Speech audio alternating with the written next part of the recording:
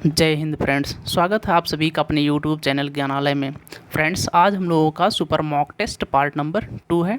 First part में हम लोगों ने देखा 25 क्वेश्चन को, तो उसी कड़ी में आज हम लोगों का जो टॉपिक है वो super mock test part number 2 है। आज का ये 25 क्वेश्चन डिस्कशन होने के बाद में हम लोगों का कंप्लीट एक प्रैक्टिस सेट कंप्लीट हो जाएगा।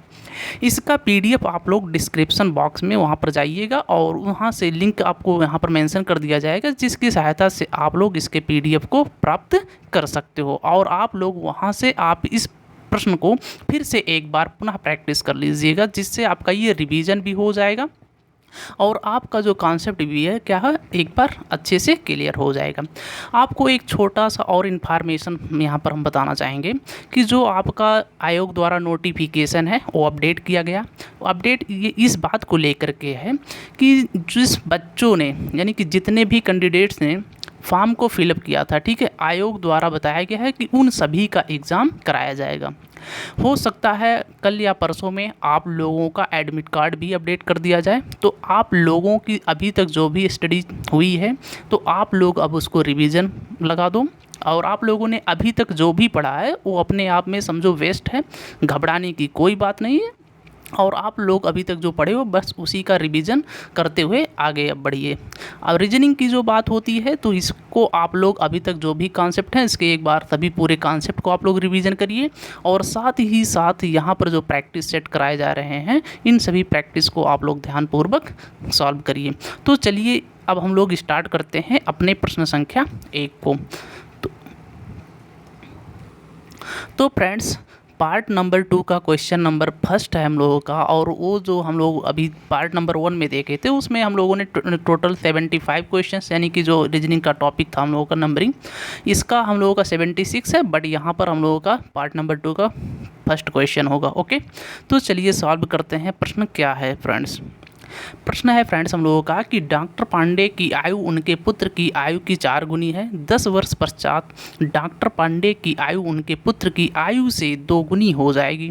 डॉक्टर पांडे के पुत्र की वर्तमान आयु बताइए। यहाँ पर पांडे हैं और उनका एक पुत्र है।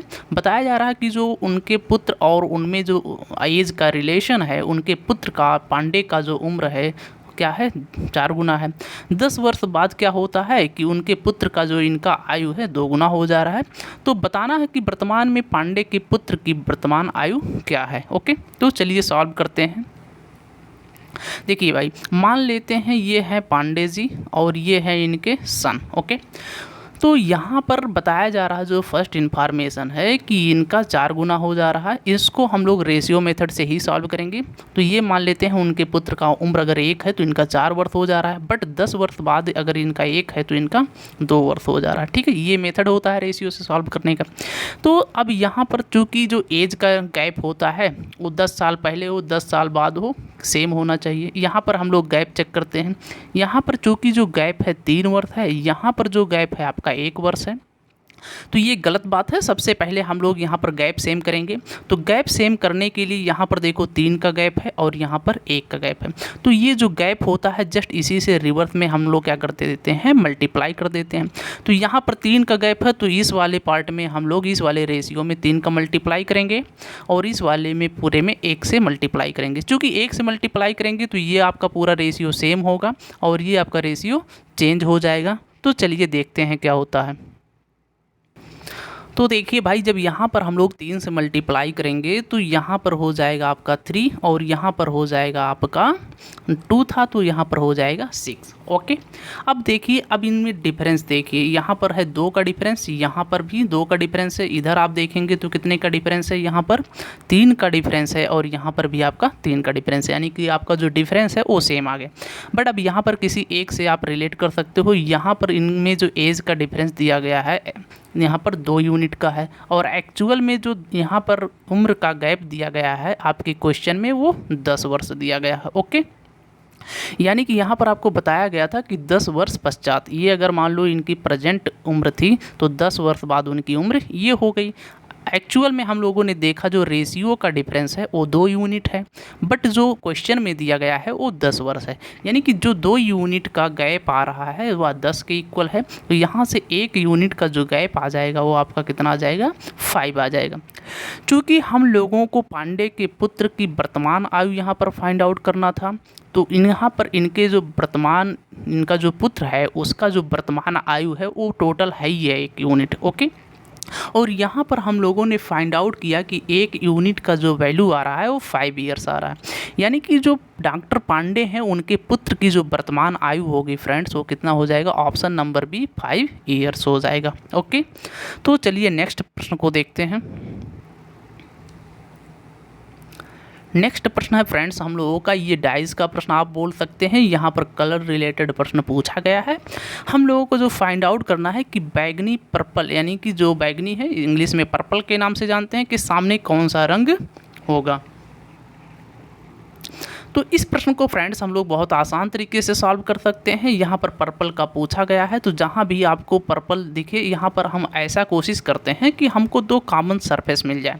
जैसे मान लो इसको अगर यहाँ पर हम लोगों को पर्पल फाइंड आउट करना है, तो पर्पल यहाँ पर है, तो यहाँ पर है एक ब्लू और यहाँ पर है एक रेड। ठीक है, अब ऐसे आप डाइस को चेक करो जिनके 2 सरफेस में क्या हो, ब्लू हो और रेड हो।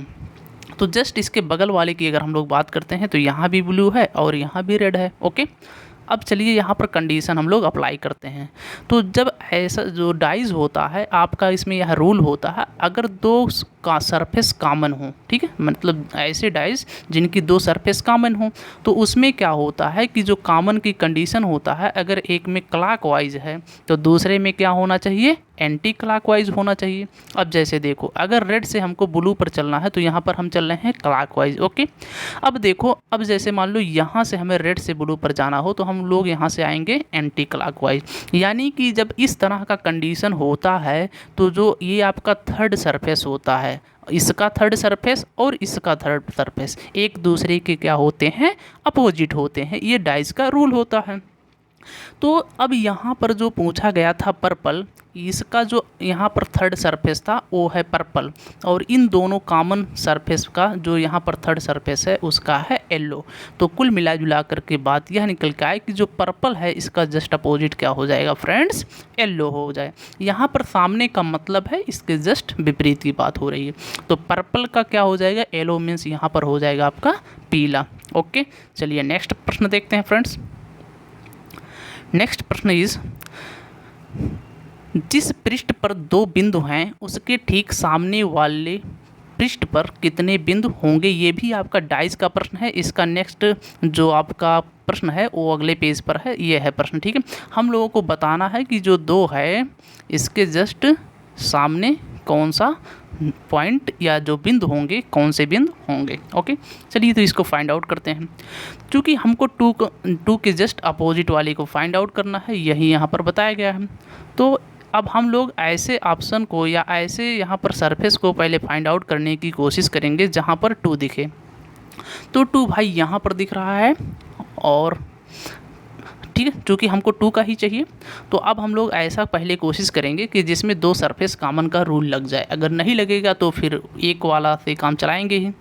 तो अब देखते हैं, यहाँ पर चूँकि 2 है, 3 यहाँ पर है, यहाँ पर 5 है, 3 5 और कहीं दिख रहा है ऑप्शंस में, ऐसे 3 5 कहीं नहीं दिख रहे हैं, यानी कि 2 सरफेस कॉमन वाला रूल यहाँ पर नहीं लग पाएगा। तो चलिए हम लोग यहाँ पर अप्लाई करते हैं एक सरफेस रूल वाला। ओके, अब जैसे देखो भाई, यहाँ से हम लोगों को 2 का अपोजिट फाइंड आउट करना है। यहाँ भी 5 है, यहाँ भी 5 है। ठीक है, इन दोनों में 5 क्या है, कॉमन है, 5 लिख लेते हैं। यहाँ से क्लॉकवाइज चलते हैं, 5 के बाद में 4 है, यहाँ पर 6 है, यहाँ भी 5 कॉमन है। यहाँ से 5 के बाद में हम लोग चलेंगे तो 3 मिलेगा, और यहाँ से जस्ट चलेंगे तो 2 मिलेगा, और यहाँ पर जो छूट जाता है वो 1 हो जाएगा। यानी कि 5 का अपोजिट आपका 1 हो जाएगा, 4 का अपोजिट 3 हो जाएगा, और 6 का अपोजिट आपका 2 हो जाएगा फ्रेंड्स। ओके, तो चूंकि हम लोगों से प्रश्न पूछा गया था कि भाई 2 के अपोजिट क्या होगा, 2 के अपोजिट आप लोग 6 बोल सकते हो, या 6 का विपरीत आप लोग 2 बोल सकते हो, दोनों का मतलब सेम ही होगा। तो यह जो प्रश्न था फ्रेंड्स, इसका जो हम लोगों का करेक्ट ऑप्शन हो जाएगा वो ऑप्शन नंबर डी सही होगा। चलिए अब नेक्स्ट प्रश्न देखते हैं। नेक्स्ट प्रश्न है फ्रेंड्स हम लोगों का कि प्रातः 4 बजे से साय 4 के मध्य घड़ी की सुइयां कितनी बार समकोण पर होंगी। टोटल यहाँ पर जो टाइम पीरियड है फ्रेंड्स 12 आवर्स का है। आप सभी को पता है कि जो घड़ी की सुई होती है वह 12 घंटे में 22 बार समकोण बनाती है। चूँकि 1 घंटे में जो समकोण का कंडीशन होता है आपका, जैसे मान लो ये घड़ी है आपका, ये 12 हो गया, ये 6 हो गया, ये 3 और ये 5। हर घंटे में जो घड़ी की सुई होती है वो आपकी 2 बार समकोण बनाती है। समकोण मतलब होता है फ्रेंड्स 90 डिग्री का कोण, जब मिनट और घंटे के बीच में हो जाए। ठीक। अच्छा, यहाँ पर एक चीज़ और आपको ध्यान रखना है कि जब ये समकोण की बात करेगा, ठीक है, या 90 डिग्री की बात करेगा, या फिर इन घंटे और मिनट वाली सुई के मध्य में 15 मिनट की दूरी की बात की जाएगी, तो इन सब का मतलब सेम होता है। आपको 90 डिग्री दिया जाए, समकोण दिया जाए, या 15 मिनट का डिस्टेंस दिया जाए, इन तीनों का मतलब ही होता है कि उनके मध्य में समकोण बन रहा है या नहीं बन रहा है। ठीक है, यही चीज़ फाइंड आउट करना होता है। तो चूंकि आप सभी को पता है कि 1 घंटे में जो होता है 2 बार समकोण बनता है, चूँकि टोटल होते हैं कितने आपके 12 घंटे, तो यहाँ से हो जाएंगे 24 बार। बट आपको ध्यान रखना है कि ये जो 3 और 4 के बीच में कंडीशन होता है वो केवल 1 बार बनता है। तो सेम जस्ट यही वाला जब पॉइंट इधर आता है, ठीक है, यानी कि 9 से 10 के बीच में यहाँ पर भी जो आपका समकोण बनता है वो केवल व केवल 1 ही बार बनता है। यानी कि यहाँ पर 2 कंडीशन ऐसे हैं, 2 घंटे 3 और 9, ठीक है, यहाँ से 3 हो गया और यहाँ से 9। इस कंडीशन में केवल आपका जो राइट एंगल बनता है वो केवल एक बार बनता है। तो टोटल होना चाहिए था 24, बट यहाँ से 1 टाइम्स कम हो गया, यानी कि 2 कम हो गया। तो इसलिए जो समकोण वाला कंडीशन होता है वह 12 घंटे में टोटल 22 बार ही हो पाता है। तो 79 का जो करेक्ट आंसर हो जाएगा वो ऑप्शन नंबर सी होता है। चलिए नेक्स्ट प्रश्न देखते हैं। नेक्स्ट प्रश्न है फ्रेंड्स हम लोगों का ये नंबर का, ये जो स्क्वायर नंबर रिलेटेड से यहाँ पर एक नंबर मिसिंग है, उसी को हम लोगों को यहाँ पर फाइंड आउट करना है। क्वेश्चन इज, आपके पास जो ऑप्शंस हैं 10 है, 14 है, 12 है एंड 16 है। तो अब यहाँ पर हम लोग रूल अप्लाई करते हैं। जैसे देखो यहाँ पर 11 और 6 क्या आपको बनाना है 25। इस प्रश्नों को सॉल्व करने के लिए हम लोग रो कॉलम, ठीक है, रो कॉलम की सहायता से सॉल्व करते हैं। पहले रो को चेक करते हैं, फिर कॉलम को चेक कर सकते हैं। ठीक, तो अब चलिए चेक करते हैं। जैसे मान लो यहाँ पर 6 है और 11 है, हमको बनाना है मान लो 25। ठीक है, तो 11 माइनस 6 करेंगे तो यहाँ से आ जाएगा 5, और 5 का स्क्वायर करेंगे तो हो जाएगा 25। ओके, नेक्स्ट देखते हैं। यही रूल इसमें भी फॉलो होना चाहिए। तो 6 और 8 का अगर मान लो हम डिफरेंस निकालते होंगे तो यहाँ पर होगा 2, और 2 का अगर हम लोग स्क्वायर फाइंड आउट करेंगे तो आपका होगा 4। चूँकि हम लोगों को यहाँ पर फाइंड आउट जो करना था 16, तो यानी कि ये तो रूल यहाँ पर अप्लाई हुआ नहीं है। तो इसमें जो हुआ है बेसिकली फ्रेंड्स कि जो ये 6 है इसमें किया गया है 2 से डिवाइड, और इसमें आपका किया गया है 2 से मल्टीप्लाई, और इन दोनों को प्लस कर दिया गया है। ओके, यानी कि कहने का मतलब है जो कॉलम नंबर 1 है इसमें 2 से डिवाइड किया गया है, और कॉलम नंबर जो 2 है इसमें 2 का मल्टीप्लाई किया गया है, और कॉलम नंबर 1 और कॉलम नंबर 2 को जोड़ने पर कॉलम नंबर 3 का जो नंबर है वो फाइंड आउट हो रहा है। यही इसमें रूल अप्लाई हुआ है। देखिए जैसे मान लो 6 में अगर हम लोग 2 से डिवाइड करेंगे तो होगा आपका 3, ओके, प्लस 11 में 2 का मल्टीप्लाई करेंगे तो होगा आपका यहाँ से 22, और 22 में हम लोग 3 ऐड करेंगे तो हो जाएगा आंसर 25। सेम यही रूल इसमें भी अप्लाई होना चाहिए। तो यहाँ पर भी जब हम लोग 2 से डिवाइड करेंगे तो यहाँ से आएगा आपका 4, और यहाँ से आपका आ जाएगा 12। ओके, 12 और 4 हम लोग जोड़ेंगे तो फ्रेंड्स हो जाएगा 16। तो अब हम लोगों को चूँकि चाहिए यहाँ पर, यानी कि अब हम लोग यहाँ पर ऐसा कौन सा नंबर रख सकते हैं जिससे हम लोगों को 2 से डिवाइड करने पर और 5 में 2 का मल्टीप्लाई करने पर आंसर 16 मिल जाए। ठीक है, तो इस प्रश्न को सॉल्व करने का बहुत ही आसान सा तरीका है। सबसे पहले हम लोग इसमें 5 में 2 से मल्टीप्लाई करेंगे तो यहाँ पर होगा 10। ठीक है, 10 में हम लोग क्या ऐड करेंगे कि हो जाए आपका 16। तो 10 में आप सभी को पता है 6 ऐड करने पर क्या होगा 16 होगा। तो यानी कि जब हम लोग 6 इसमें ऐड करेंगे तो 16 होगा। तो ये जो 6 ऐड कर रहे हैं ना ये हाफ है, इसका अगर हम लोग डबल करेंगे यानी कि इसमें मल्टीप्लाई कर देंगे 2, तो ये जो आपका आंसर आ जाएगा निकल के यहाँ से 12 आ जाएगा। ओके, अब यहाँ पर अगर हम लोग 12 रखेंगे ना यानी कि ऑप्शन नंबर सी हो जाएगा। अब आप इसको चेक कर सकते हो, 12 का हाफ होगा 6 और 5 का डबल होगा आपका 10, तो 10 और 6 होगा 16, यानी कि ये आपका आंसर सही आ रहा। तो 80 का जो करेक्ट आंसर हो जाएगा वो आपका सी ऑप्शन सही होगा। ओके, नेक्स्ट प्रश्न फ्रेंड सेम वही है। ठीक है, इसमें भी हम लोगों को फाइंड आउट करना है कि इसके स्थान पर कौन सा नंबर होगा। तो बेसिकली इसको अभी हम लोगों ने देखा इसके पहले वाले प्रश्न को, उसमें हम लोग कॉलम कॉलम को सॉल्व कर रहे थे, तो सेम यही रिलेशन इसमें भी अप्लाई करते हैं। जैसे मान लो हम लोगों को चाहिए, अच्छा एक चीज़ यहाँ पर देखिए, आप कॉलम और कॉलम से आप कॉलम के पास जा सकते हो नहीं, ठीक है। तो इसमें अब हम लोगों की क्या होगी, 13 और 15 को जोड़ करके आप 12 नहीं बना सकते हो, ना ही 12 और 13 से रिलेशन आप 15 को बना सकते हो। तो हम लोग इसको अब सॉल्व करेंगे रो बाई रो, ठीक है। यहाँ पर देखो 13 है और आपको चाहिए 30, ठीक है। यहाँ 15 से 65 और यहाँ से 12 से आपको ये नंबर चाहिए।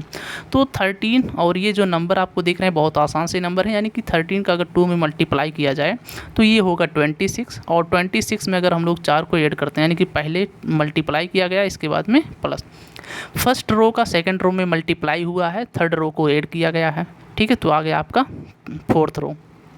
अब सेम यही प्रोसेस इसमें होना चाहिए। तो 15 चौक का होता है 60, ठीक है, यानी कि 15 चौक के 60, 60 और 5 होता है आपका 65, तो यानी कि ये रूल फॉलो कर गए। सेम यही प्रोसेस हम लोग इसमें अप्लाई करेंगे। तो 12 5 जा होगा 60, 60 प्लस 8 कितना होगा फ्रेंड 68, 81 का जो करेक्ट आंसर बनता है हम लोग का यहाँ पर 61, ऑप्शन नंबर बी। नेक्स्ट प्रश्न देखते हैं फ्रेंड्स। नेक्स्ट प्रश्न इज फ्रेंड्स, यहाँ पर बताया गया है कि 324 प्लस और यहाँ पर 289 को आपको 35 बनाना है, सेम इसी प्रोसेस को आपको 43 बनाना है, और यहाँ पर जो है ये है 625, यहाँ पर हम लिख दे रहे हैं 625 और प्लस 400 को आपको क्या लिख सकते हो, यही आपको यहाँ पर फाइंड आउट करना है। तो इस प्रश्न को सॉल्व करने के लिए जो आपकी नंबर सीरीज़ होती है, यानी कि नंबर से रिलेटेड प्रश्नों को सॉल्व करने के लिए आप लोगों को एक चीज़ बहुत आवश्यक है, आपको नंबर का पूरा ज्ञान होना चाहिए। लाइक दिस, एबियन क्या होता है, आड क्या होता है, प्राइम क्या होता है, स्क्वायर क्या होता है, ठीक है, घन क्या होता है, ये सब जब आपको पता होगा तो आप लोग बहुत ही आसान तरीके से नंबर सीरीज़ के प्रश्नों को हल कर सकते हो, ठीक है। तो जैसे फ्रेंड्स, जैसे मान लो यहाँ पर है 324, तो 324 का मतलब है फ्रेंड्स ये है 18 का स्क्वायर, ओके। 289 का मतलब है ये है 17 का स्क्वायर, ओके। अगर हम लोग 18 प्लस 17 को ऐड करेंगे तो ये आ जाएगा आंसर 35। लाइक दिस, ये 441 है, यानी कि ये है 21 का स्क्वायर, प्लस ये 484 जो है ये आपका 22 का स्क्वायर है। अगर इन दोनों को हम लोग प्लस करेंगे तो आंसर मिलेगा 43। सेम वही प्रोसेस, जो ये जो 625 है ये 25 का स्क्वायर है आपका, ओके, प्लस ये जो आपका 400 है ये आपका 20 का स्क्वायर है। अगर आप 25 और 20 को ऐड करोगे तो आंसर जो आपको फाइंड आउट होगा वो 45 होगा, ओके। नेक्स्ट प्रश्न देखते हैं फ्रेंड्स। नेक्स्ट प्रश्न इस फ्रेंड्स की सभी सेब संतरे हैं, सभी संतरे केले हैं। फ्रेंड्स ये सिलाक्स का प्रश्न है, आपको यहाँ पर कथन और निष्कर्ष से आधारित प्रश्न पूछे जाते हैं, बहुत ही आसान से प्रश्न होते हैं। अगर पॉजिटिव स्टेटमेंट है तो कंक्लूजन भी पॉजिटिव होगा। ये जो आपको दिख रहे हैं स्टेटमेंट हैं ये सब के सब पॉजिटिव हैं, तो जितने भी नेगेटिव यहाँ पर कंक्लूजन है उनको गलत कर दो, ये नेगेटिव गलत, ये नेगेटिव गलत, ओके। अब यहाँ पर हम लोग रिलेशन चेक करते हैं। यहाँ पर है सभी सेब केले और यहाँ पर है केले और संतरे, सॉरी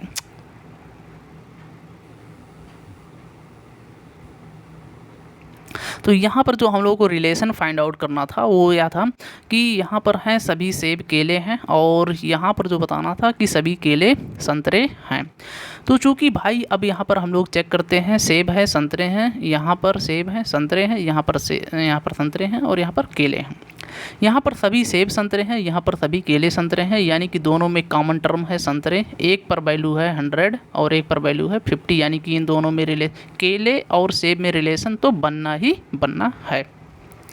अब चूँकि सेब पर जो इनकम है, जो सेब का इनकम है 100 है और केले का जो इनकम है 50 है, तो यहाँ पर देखो सभी सेब केले हैं, इनका एक्सपेंडिचर अगर चेक करोगे तो यहाँ पर भाई वो 100 रुपया कमा रहा है तो 100 रुपया खर्चा भी कर सकता है, तो यानी कि ऑप्शन नंबर सी सही हो जाएगा।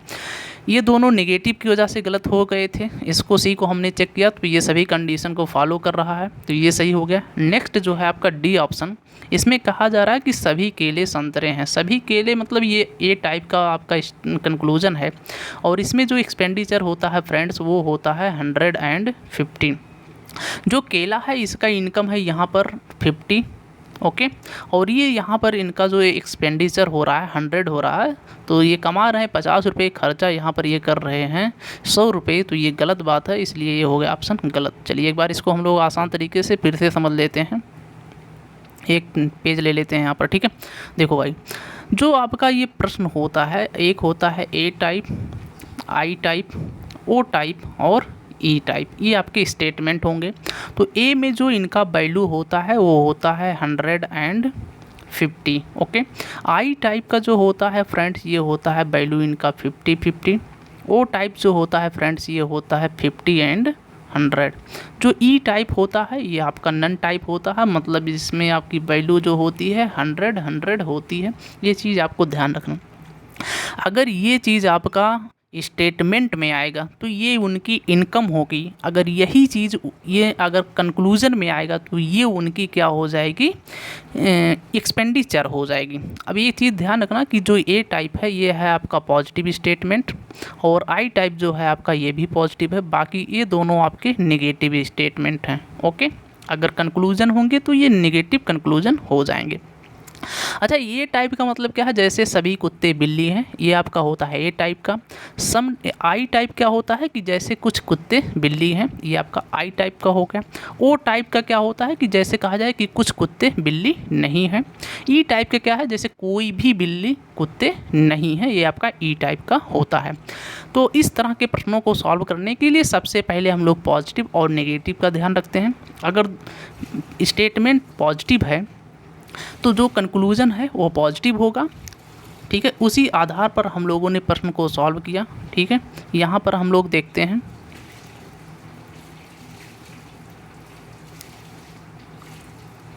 ठीक। यहाँ पर देखो, यहाँ पर बताया गया कि सभी सेब संतरे हैं, यानी कि ये ए टाइप का स्टेटमेंट है, और सभी संतरे केले हैं, ये भी आपका ए टाइप का है।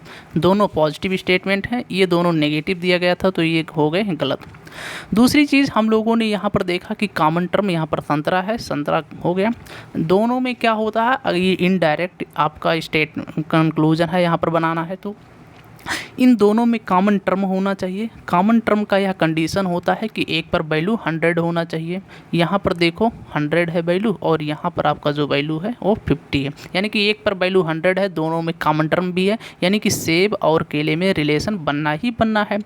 अब हम लोगों ने चेक किया कि जो आपका स्टेट में कंक्लूजन है ऑप्शन सी कि सभी सेब केले हैं, तो सभी सेब केले हैं। सेब पर हम लोगों ने इनकम देखा 100 था, तो इसका जो एक्सपेंडिचर होगा वो भी क्या हो जाएगा, 100 हो जाएगा। तो इस तरह से हम लोगों का ऑप्शन नंबर सी सही होता है।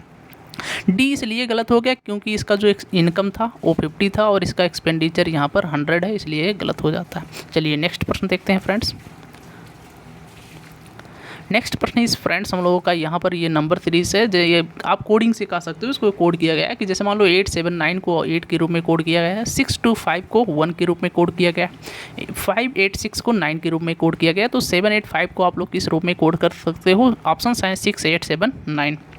बेसिकली इसमें लॉजिक क्या अप्लाई हुआ कि 9 + 7 को अगर आप लोग ऐड करोगे तो 16 होगा, 16 - 8 कर दोगे तो 8 हो जाएगा, यानी कि इन दो नंबरों को, लास्ट के दो नंबरों को प्लस किया गया है और फर्स्ट वाले नंबर से इनका डिफरेंस निकाला गया। सेम यही प्रोसेस इसमें फॉलो करते हैं, तो 5 + 2 7 होगा, और 7 - 6 करेंगे तो यहाँ पर 1 होगा, सेम फॉलो हो रहा। यही इसमें भी होना चाहिए, यानी कि 8 + 6 14 होता है, 14 - 5 करेंगे तो 9 होगा, यानी कि ऑप्शन नंबर ये भी, यानी कि जो आपका नेक्स्ट कोड था ये भी सेटिस्फाई होता।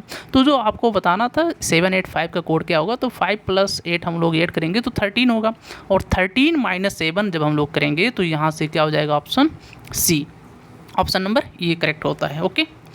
चलिए नेक्स्ट आंसर देखते हैं।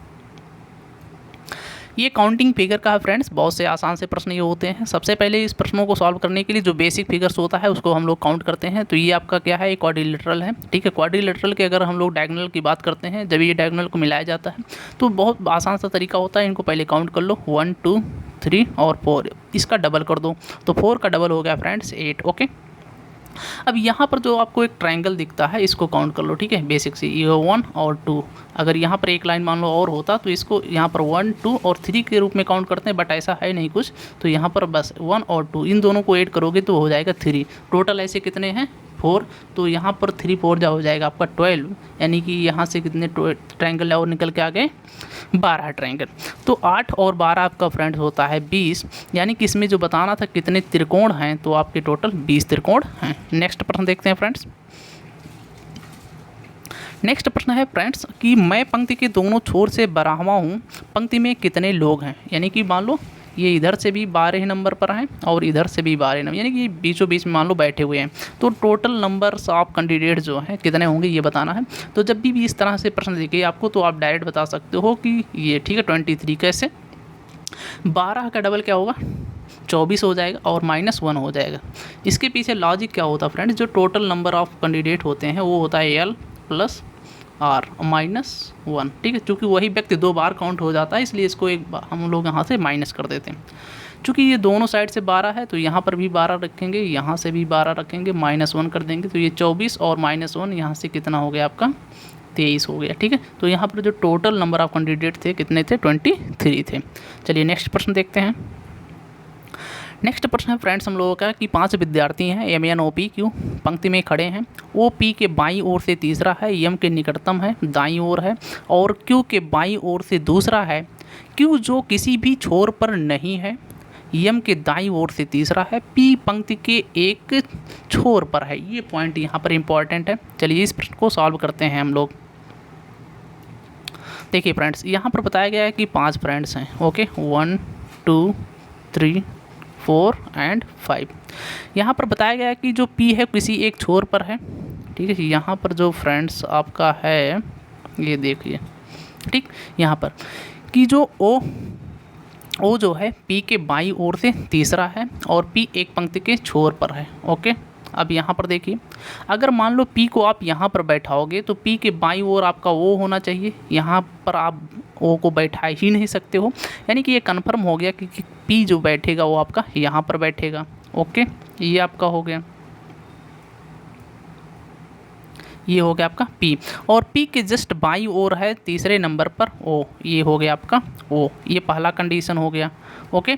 नेक्स्ट और इसमें जो बताया गया है कि Q M, ठीक है, यहाँ पर देखो M के बारे में बताया गया है कि M के निकटतम दाईं ओर है, O जो है P के बाईं ओर तीसरा है बट M के निकटतम दाईं ओर है। M के निकटतम दाईं ओर के मतलब क्या हो गया, यानी कि जो आपका M बैठेगा वो आपका यहाँ पर बैठेगा, ये हो गया कंडीशन। इसके बाद में यहाँ पर बताया गया है कि Q के बाईं ओर से दूसरा है। नेक्स्ट जो आपका यहाँ पर कंडीशन है कि Q के बाईं ओर से दूसरा है तो आप Q को यहाँ पर बैठा दो, ये 1 और ये 2, ठीक है। यानी कि जो आपको मैक्सिमम इन्फॉर्मेशन बताया गया था O के बारे में बताया गया था। पहला कंडीशन यह था कि जो O है P के बाईं ओर बैठा है, P किसी, और यहाँ पर लास्ट में आपको बताया गया था कि P किसी एक छोर पर बैठा है। तो हमारे पास P को बैठाने के लिए 2 कंडीशन थे, एक लेफ़्ट साइड और एक राइट साइड। अगर हम लोग लेफ़्ट साइड में P को बैठाते तो O को बैठा नहीं सकते थे, तो इसलिए पहला पॉसिबिलिटी गलत हो गया, सेकंड पॉसिबिलिटी ट्रू होता है। नेक्स्ट यहाँ पर आपका जो कंडीशन था कि O जो था M के दाईं ओर था और Q के बाईं ओर दूसरे नंबर पर था, ठीक है। और जो टोटल यहाँ पर नंबर ऑफ कैंडिडेट थे वो टोटल कितने थे 5 थे। यहाँ पर MNOPQ थे, कौन कौन से थे MNOPQ थे, यानी कि MNOP यहाँ पर जो आपका बच जाता है वो N हो जाता है। अब प्रश्न क्या है उसको देखते हैं। प्रश्न में पूछा गया है तब बीच में कौन खड़ा है, ठीक है, ये बताना है बीच में कौन खड़ा है। तो यहाँ से आप लोग आसानी से बता सकते हो कि बीच में जो आपका यहाँ पर कैंडिडेट है वो कौन है, N है आपका यहाँ पर खड़ा है, ठीक है। तो चलिए देखते हैं ऑप्शन नंबर B यहाँ से हम लोगों का सही होगा, यानी कि इस प्रश्न का करेक्ट आंसर हो गया फ्रेंड्स ऑप्शन नंबर B, यानी कि जो पंक्ति के बीचों बीच खड़ा है वह व्यक्ति N है। नेक्स्ट प्रश्न देखते हैं। नेक्स्ट प्रश्न है फ्रेंड्स हम लोगों का सिलॉक्स का प्रश्न है कि सभी ग्रह तारे हैं, सभी तारे चंद्रमा हैं। ये भी अभी हम लोगों ने इसके कंडीशन को समझा था। चलिए इसको और आसान तरीके से समझते हैं। देखो ये भी ए टाइप का प्रश्न है, ठीक है, पहला स्टेटमेंट ए का है, दूसरा भी ए का है, दोनों में कॉमन टर्म है तारे और तारे। एक पर वैल्यू यहाँ पर देखो 100 है, यहाँ पर वैल्यू 50 है, यानी कि ग्रह और चंद्रमा में रिलेशन बनेगा और सम के केस में हम लोग खर्चा चेक ही नहीं करेंगे, तो ये दोनों सही हो जाएंगे। यानी कि यह जो प्रश्न था इसका 2 ऑप्शन होगा वो दोनों निष्कर्ष सही होते हैं। यहाँ पर डी आपको लास्ट में दिख नहीं रहा, वो ऑप्शन नंबर डी ही सही होगा। ठीक है, जस्ट 1 मिनट। ओके फ्रेंड्स, तो यहाँ पर जो क्वेश्चन नंबर 88 है इसका करेक्ट आंसर हो जाएगा ऑप्शन नंबर डी। चलिए नेक्स्ट प्रश्न देखते हैं। नेक्स्ट प्रश्न ये भी फ्रेंड्स हम लोगों का सिलाक्स का ही है। चलिए देखते हैं इसका क्या आंसर होगा कि सभी पालतू पक्षी क्या है, सभी पालतू प्राणी पक्षी हैं, कुछ पक्षी मछलियां हैं। यानी कि यहाँ पर कॉमन टर्म देखो पक्षी है, यहाँ पर जो कॉमन टर्म पे वैल्यू होना चाहिए एक पर 100 होना चाहिए और एक पर यानी कि एक मिनिमम एक पर 100 होना ही चाहिए, दोनों पर हो डजन मैटर तो भी सही है, बट कम से कम एक पर क्या होना चाहिए 100 होना चाहिए। यहाँ जो पक्षी है दोनों में कॉमन तो है, बट इस पे क्या है जो वैल्यू होना चाहिए था 100 हो, यहाँ पर 100 नहीं है, इसलिए जो पालतू प्राणी और मछली है इनमें कोई भी रिलेशन नहीं बनेगा। ओके, तो जो प्रश्न है कि कुछ मछलियाँ पालतू प्राणी हैं, मछली यहाँ है पालतू प्राणी यहाँ है, कोई भी रिलेशन नहीं बनेगा, गलत हो गया।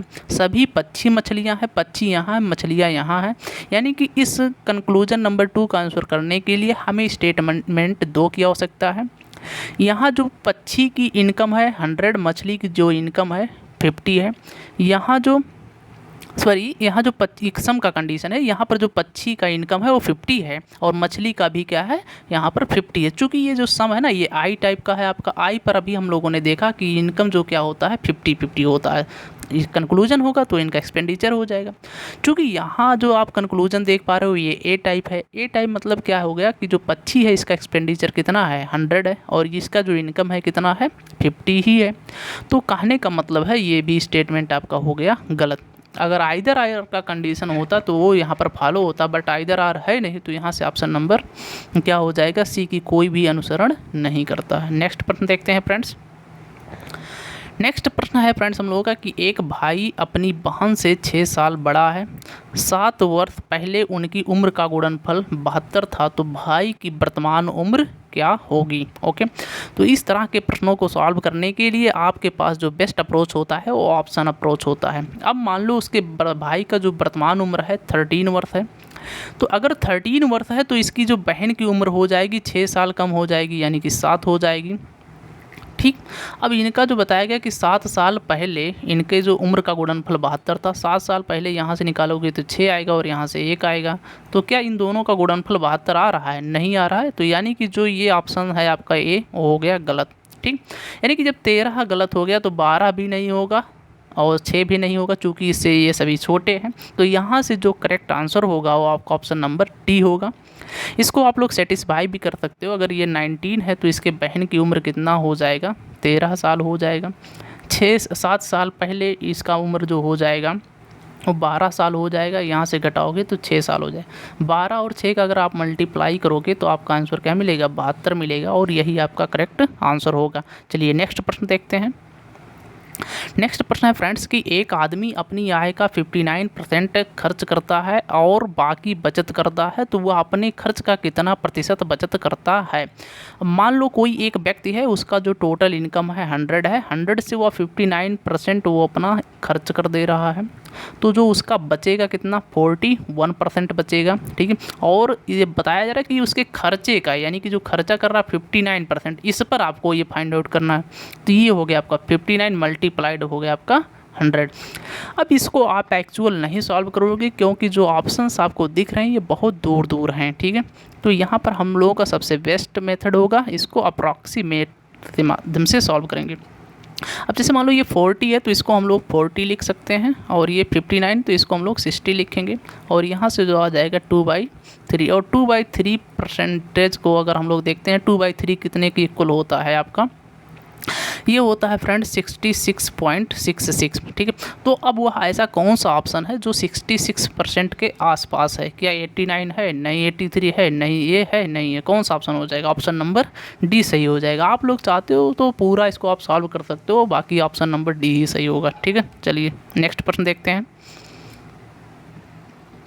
नेक्स्ट प्रश्न है फ्रेंड्स, ये भी हम लोगों का सिलाक्स का ही है, इसमें हम लोगों को फाइंड आउट करना है यहाँ पर देखते हैं सबसे पहले यहाँ पर कुछ कुर्सियाँ हैं, यानी कि ये आई टाइप का है, कोई नहीं है, यानी कि ये ई टाइप का हो गया। First is positive and second is negative. तो जो कंक्लूजन अगर पहले और दूसरे की सहायता से बनाना होगा तो नेगेटिव ही होगा। जैसे देखो अब यहाँ पर कॉमन टर्म देखते हैं, कॉमन टर्म बिस्तर है, एक पर वैल्यू यहाँ पर 100 है, यहाँ पर 50, यानी कि कुर्सी और मेज में रिलेशन बनेगा। कुछ मेज बिस्तर है, यहाँ पर मेज है और यहाँ पर बिस्तर है, ठीक है। मेज यहाँ है, बिस्तर यहाँ पर, पॉजिटिव यहाँ पर इंफॉर्मेशन जो दिया गया है नेगेटिव है, और जो आपका कंक्लूजन है ये पॉजिटिव है। गलत, सभी बिस्तर मेजें नहीं हैं, बिस्तर आपका यहाँ पर है, मेज यहाँ पर है, तो ये सही हो गया, ठीक है। क्यों? क्योंकि जो आपका कंक्लूजन है ये नेगेटिव है, चूँकि इनका जो वैल्यू होता है 100 होता है। अभी हम लोगों ने देखा इसका वैल्यू क्या होता है, 100 होता है। और ई के केस में हम लोग यह चेक ही नहीं करते हैं कि जो यहाँ पर इसी एक ही स्टेटमेंट की सहायता से बनाया गया है, सेकंड वाले की सहायता से, तो इनका इनकम भी 100 है, तो इनका एक्सपेंडिचर भी अगर 100 होगा तो डजन मैटर, ठीक है। तो ये आपका आप सही हो जाता है। तो चलिए नेक्स्ट प्रश्न देखते हैं।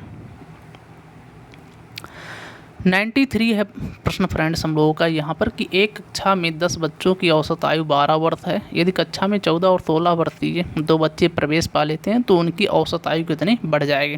पहले मान लो अगर 10 थे तो इनका जो टोटल हो जाएगा कितना हो जाएगा, योग 120 हो जाएगा, इनका आपस में मल्टीप्लाई करा देते हैं, प्लस 14 और 16 वर्ष के 2 बच्चे और आ जाते हैं, यानी कि टोटल 30 वर्ष और बढ़ गया, ठीक है। इसको टोटल पहले 10 थे, 2 और बढ़ गए, यानी कि 12 से डिवाइड कर देते हैं। तो यहाँ से जो आपका निकल के आ जाएगा 150/12। तो यहाँ से जब हम लोग सॉल्व करेंगे तो 12.5 आ जाएगा, ठीक। अब देखो 12.5 यानी कि 12 वर्ष और 6 माह, ठीक है। तो यानी कि करेक्ट आंसर क्या हो जाएगा, जो उनकी औसत आयु में वृद्धि होगी कितनी, 6 माह की हो जाएगी। यहाँ पर चूंकि माह में दिया गया है और ये आंसर आ रहा है ईयर में, हाफ ईयर का मतलब ही 6 माह होता है। तो चलिए नेक्स्ट प्रश्न देखते हैं।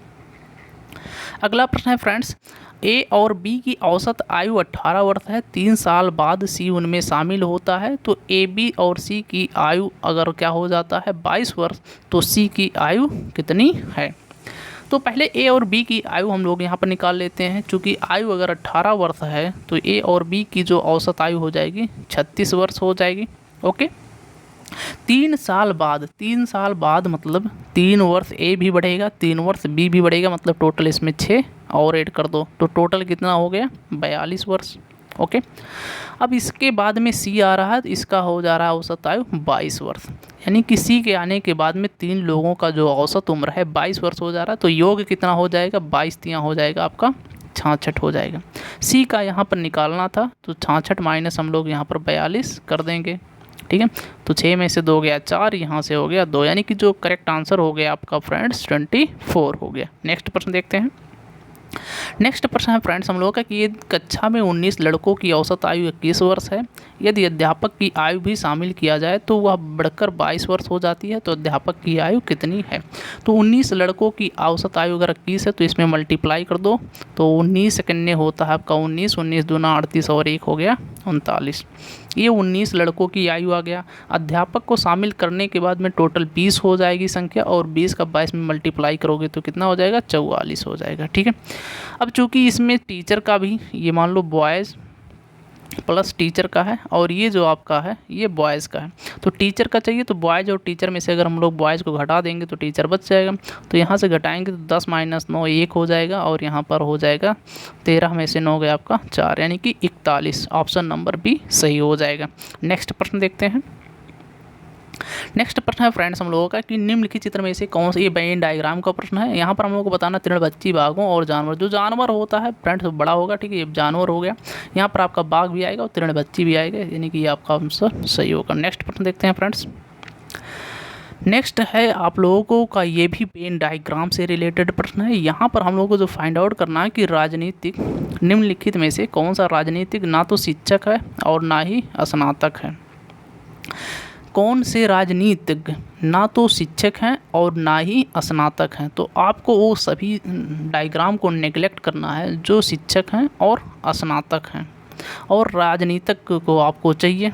तो आप सबसे पहले देखो यहाँ पर है आपका शिक्षक, और आप यहाँ पर चेक करो स्नातक। स्नातक मीन्स ये हो गया सर्कल, यानी कि इन सभी को आपको यहाँ पर वैल्यू काउंट नहीं करना है, आपको चाहिए केवल व केवल राजनीतिज्ञ, यानी कि यहाँ से यल मिलेगा और यहाँ से एच मिलेगा। तो जो करेक्ट आंसर होगा आपका यल एंड एच होगा, वो ऑप्शन नंबर डी सही हो जाएगा। यहाँ पर आपको दिख नहीं रहा है ये एल और एच है, ठीक है। चलिए नेक्स्ट प्रश्न देखते हैं फ्रेंड्स।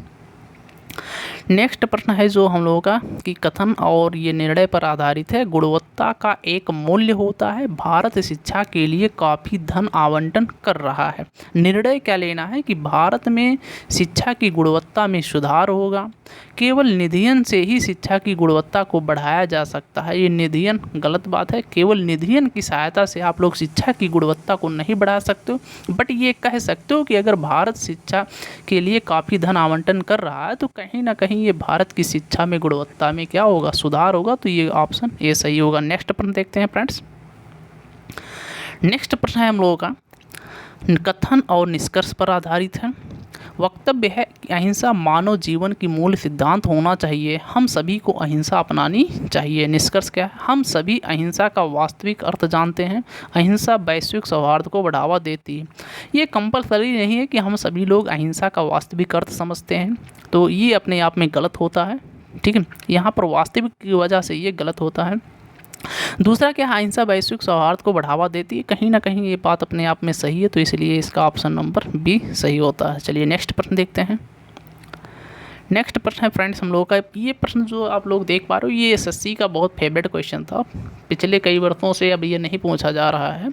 इसकी पॉसिबिलिटी है, हो सकता है आयोग द्वारा पूछ लिया जाए, इसके प्रश्नों को भी हम लोगों को सॉल्व करना चाहिए। तो देखते हैं कैसे सॉल्व किया जाता है। जैसे मान लो यहाँ पर आपको ये दो मैट्रिक्स दिख रहे हैं, इन दो मैट्रिक्स की सहायता से ये स्वाड लिखा गया है, आप कैसे लिख सकते हो। तो इसका मतलब जो होता है यहाँ पर ये जो नंबर, इस प्रश्न को सॉल्व करने के लिए आप ऑप्शन की सहायता से बहुत आसान तरीके से सॉल्व कर सकते हो। जैसे मान लो इसका तरीका क्या होता है, जैसे मान लो है आपका यहाँ पर यस, ठीक है। तो यहाँ पर जैसे मान लो हम लिख रहे हैं 41, तो यहाँ पर कहने का मतलब हमारे यह होगा कि जो आपका ये 4 नंबर है यह डिफाइन करता है कॉलम को, यानी कि यहाँ पर जो नंबर लिखा गया है यहाँ का पहला नंबर यहाँ के इस कॉलम को डिफाइन करेगा। ये जो दूसरा नंबर है ये रो को डिफाइन करता है, किसको डिफाइन करता है, रो को, ठीक है। ये चीज़ आपको ध्यान रखना। तो चलिए अब देखते हैं। देखिए जैसे मान लो यहाँ पर बताया गया है स्वाड, तो स्वाड के लिए आप क्या लिख सकते हो, पहला जो ऑप्शन है 40, तो यहाँ पर आइए 4 और 0 में आइए, यहाँ पर आपको यस मिल रहा है, ठीक है। तो हम लोग यहाँ पर लिख सकते हैं 4 और 0 पर हम लोगों को क्या मिला, यस, ठीक। दूसरा देखते हैं डब्ल्यू के लिए क्या चाहिए, 3 1, तो जो यहाँ पर ऑप्शन है 3 1, तो आते हैं 3 और 1 पर चलते हैं यहाँ पर। तो क्या यहाँ पर जो ये दोनों कटान बिंदु हो रहा है, यानी कि इस 1 वाली लाइन पर और ये 3 यानी कि 3 वाले पर, तो यहाँ पर क्या हो रहा है, यहाँ पर P मिल रहा है बट हमको चाहिए W, तो ये ऑप्शन हो गया गलत। तो दूसरा देखते हैं। दूसरा जो ऑप्शन है 2 और 3, यानी कि 2 यहाँ पर हो गया और आपका 3 हो गया यहाँ पर, हमको चाहिए यस, यहाँ पर मिल रहा है Y, तो ये भी हो गया गलत, ठीक। यानी कि ये ऑप्शन गलत, ये ऑप्शन गलत। अब दूसरा देखते हैं C, तो C में है 1 1, तो यहाँ पर है 1 और यहाँ पर है 1, यहाँ पर आपका ऑप्शन जो मिल रहा है लेटर Z, आपको चाहिए एस, तो ये भी गलत हो गया। यानी कि तीनों अगर ये गलत हो गए तो आपका जो लास्ट वाला ऑप्शन है जो इसमें हिडन है वो आप PDF में देख सकते हो उसको पूरा। तो यहाँ से जो करेक्ट आंसर हो जाएगा आपका फ्रेंड्स वो हो जाएगा डी वाला ऑप्शन, ठीक है। तो ये था फ्रेंड्स हम लोगों का आज का पार्ट नंबर 2 में 25 प्रश्नों का डिस्कशन। आप लोगों को कैसा लगा आप लोग कमेंट के माध्यम में ज़रूर बताएं। इसमें फ्रेंड्स आप लोगों को पुनः एक बार और दिक्कत हुई होगी राइटिंग को लेकर के, बट आप लोग यहाँ पर ध्यान से सुनिएगा जो कुछ बोला जा रहा है। बाकी आप लोगों को वीडियो कैसा लगा आप लोग ज़रूर बताएं, और अब हम लोग मिलेंगे अगले वीडियो पार्ट में। तब तक के लिए जय हिंद फ्रेंड्स।